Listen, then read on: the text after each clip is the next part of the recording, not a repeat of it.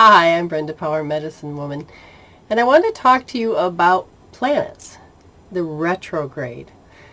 Now, we have really been learning to live a certain way of living, and now that we are waking up, consciously we're waking up, what does that even mean about the planets? Well, one thing I've learned, and I am now teaching, has to do with your knowledge about the soul. When you think about retrograde, people run in fear. It's like their shit rises to the surface and they're meant to face it, or there's just all these emotions that you go through. It's a roller coaster. It's under pressure. It is bitch slaps everywhere. But let me tell you something. Why I don't seem to be affected the old way. I do it in a whole different way. Because of all the tools and the things that I teach and the things that I apply to myself, when the retrograde actually goes into happening, whichever planet it is, I will notice and it'll be like, oh, shit's starting to hit the fan. And I'm like, wait, stop. Don't waste it. Listen to your soul. What is it really trying to say to you? And each of the planets have a job to do, and you can find out what those are. And then you can find out what happens on the shadow aspect of the planet. This is going to give you such a great way to be able to say, what is my soul really wanting me to do? What do I need to unlearn? Why? Why do we get lessons from the planets? We came here to find out what love isn't.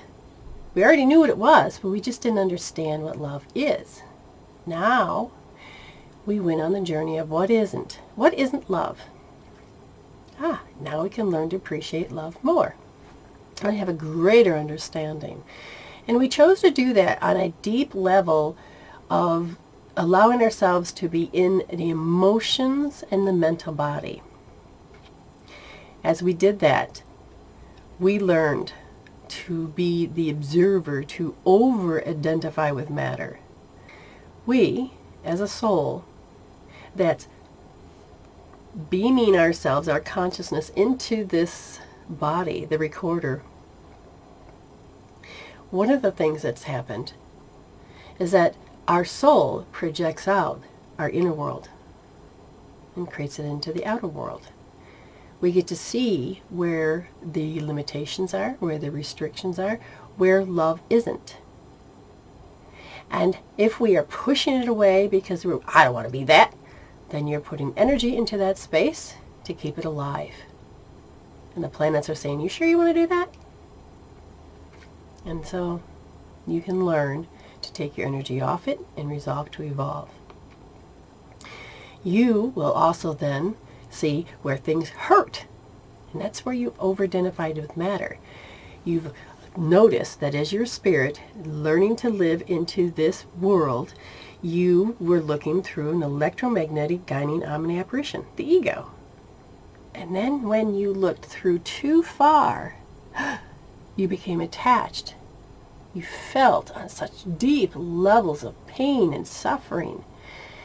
And you stayed there. It marked those points. We didn't know how to shake it off. We didn't know how to experience it and then let it go. Well, we're on that journey back. No more involution. We're on the evolution back to God.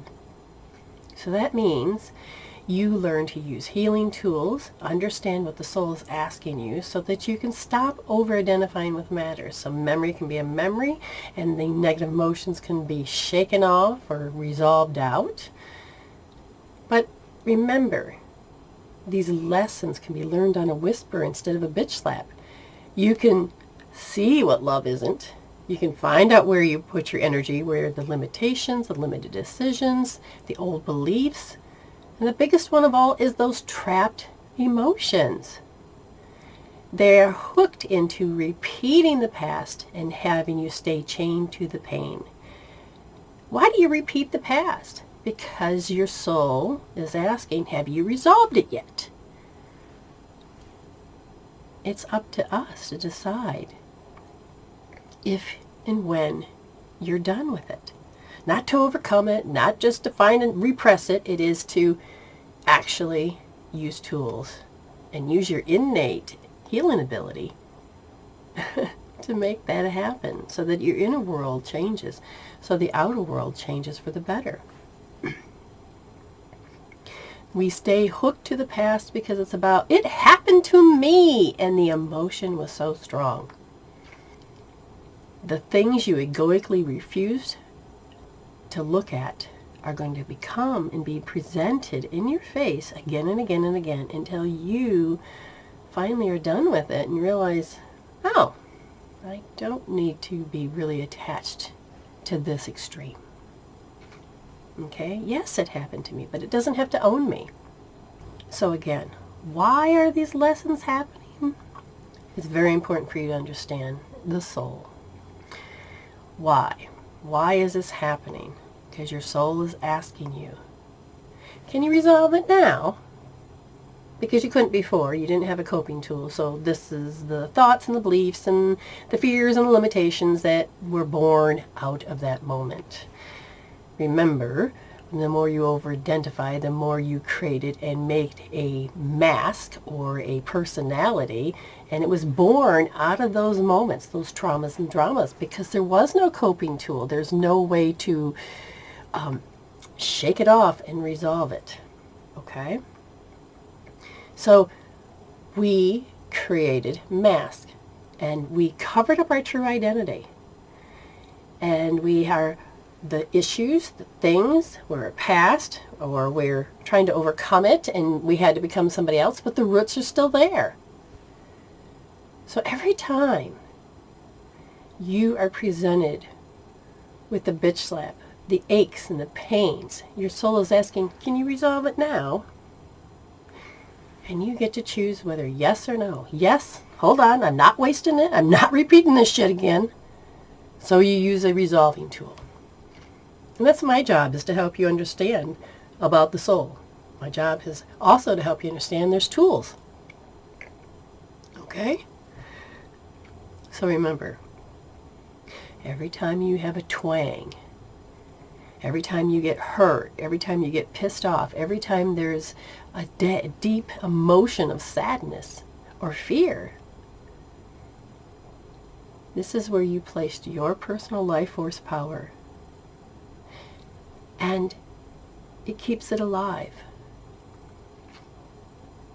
Now it's time for you to resolve it and let everything be a memory, put it in the past, and so that your soul can evolve.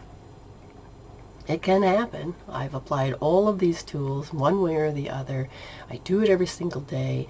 I learn to live it, breathe it, walk it, talk it, and dream it, and be my authentic self as much as possible. And when I have to be really human, and that is disconnected from spirit, and I don't let go of that spirit or the intuition. I have to stand back as that spirit, my true identity, and look at how I am being so human and how it hurts and being so real, that I'm allowing myself to observe as the spirit through the ego about where I'm over-identified with matter. And then once that experience is over, I can intentionally write it down, notice where the emotions are, and because I've used so much tools, I know how to apply them, which ones to apply, and know how to listen to where my soul is telling me it's stuck.